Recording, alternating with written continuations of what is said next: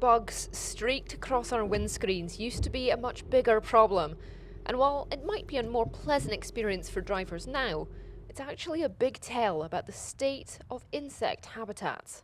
It's a staggering statistic actually. So since 1945 we've lost 2.5 million hectares of wildflower meadows, and that is 99% of all of the wildflower meadows that used to be here in this country.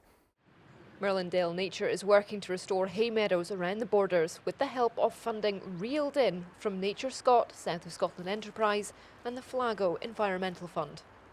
Hay meadows are incredibly biodiverse habitats. They support hundreds of specialist species of plants, invertebrates, birds, fungi.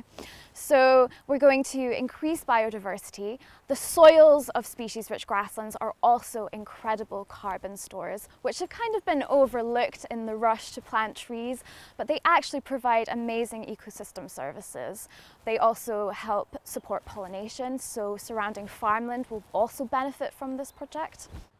This is actually one of the areas where the wildflower meadows are going to be restored, is that right? Yep, that's right. And in fact, we've got some maps showing these areas here, which one of which shows the upper Tweed and one of them shows the lower Tweed, with all of the 19 sites on there. And sort of talk to me about where where are we at the moment? So we are the very extreme left of the image. We're that dot there down at Needpath Castle. And there's so many different ones. So there's 19 in total? So there's 19 sites in total, and they go all the way down the Tweed to somewhere called Duns, which is where Marchmont Estates is. And how were they selected? Was it focused around the Tweed for a specific reason? Yeah, well, essentially, in terms of upland northern hay meadow habitat, what I noticed was that around the Tweed SSSI, there had been some of these plants surviving up till now, whereas there weren't full meadows, there were little fragments. And so that made me think, well, you're more likely to find areas where you've got these flowers closer to the Tweed, where it's not been fertilised so much, it's not been sprayed so much. And the Tweed provides a very nice network all the way through the Scottish borders, all the way along this sort of highway. So it seemed to us that trying to create a highway along the Tweed, trying to keep them where we know there are some flowers already and restore areas in that way would be the most effective way at trying to restore this habitat. It took looking a little closer to see the true potential of this meadow.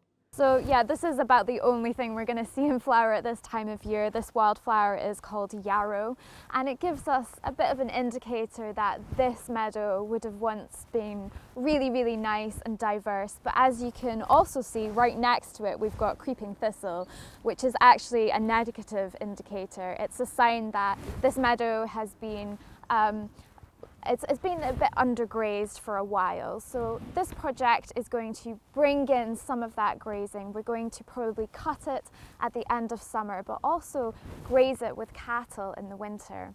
And that will really help to reduce the dominance of some of these grasses and allow the wildflowers to thrive. And I suppose as well you'll also be able to hear the meadow once it is restored, because it's not going to be lovely and peaceful. There's the odd bit of bird sound at the moment, but this place will be buzzing. Yeah, quite literally. I mean, there is nothing better than standing in a meadow in late June, early July, and when it's healthy you can really hear it. You can hear the insects, you can hear birds like skylarks. It's really a really joyful experience that I really hope more people will get to enjoy.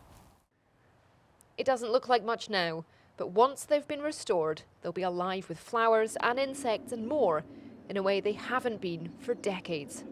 Isla Todd, ITV News, Needpath Castle.